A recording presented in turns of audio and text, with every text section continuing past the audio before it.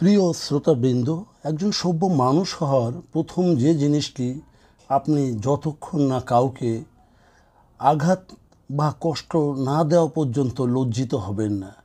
এটি উন্নতির উপর নির্ভর করে। যে হয় এমন একজন ব্যক্তিকে বেছে নিতে চান যিনি অন্যের বিরুদ্ধে কখনো খারাপ কাজ করেন না, এবং আপনার ব্যক্তিগত স্থানকে সম্মান করা তাদের কর্তব্য। শিষ্টাচার বা সভ্য মানুষ শুধু তার আচরণের জন্যেই নয়, এর মানে হলো যে আপনার চারপাশের লোকদের বোঝা উচিত যা আপনি একটি ভিন্ন জায়গায় ভিন্ন সংস্কৃতির সাথে বেড়ে উঠেছেন। এটি আপনার সভ্যজন হওয়া সম্পর্কেই নয়। যদি কেউ আপনাকে আপনি হিসেবে গ্রহণ করতে না পারে এবং আপনি যেভাবে আপত্তি করেন, তার অর্থ হলো তারা সংস্কৃতিবান নয়, বরং অনেকটা অসভ্য প্রকৃতির।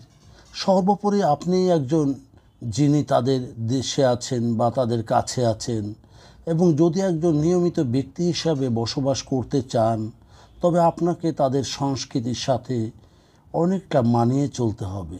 তবে এর জন্য এই নয় যে তাদের সমস্ত কাজ আপনার ভালোভাবে মেনে নেওয়া উচিত।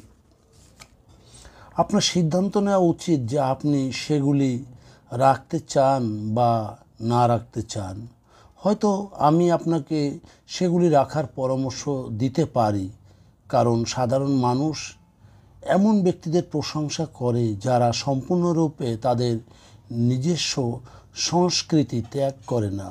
তাই আপনার শেকড়গুলি মনে রাখুন এবং তার ভালো দিকগুলিকে ধরে রাখুন, এমনকি অন্যদের সাথে সেগুলি সম্পর্কে ধারণা দিন।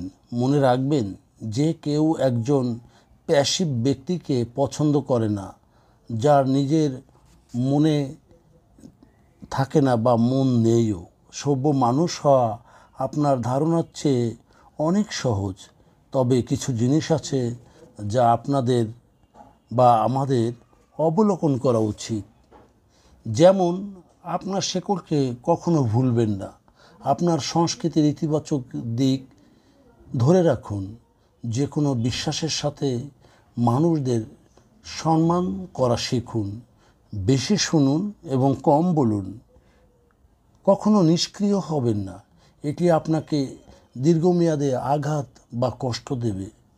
সুপ্রিয় শ্রোতাবৃন্দ, আমাদের এই চর্চা যদি আপনার ভালো লাগে তাহলে লাইক এবং শেয়ার দিন। ধন্যবাদ।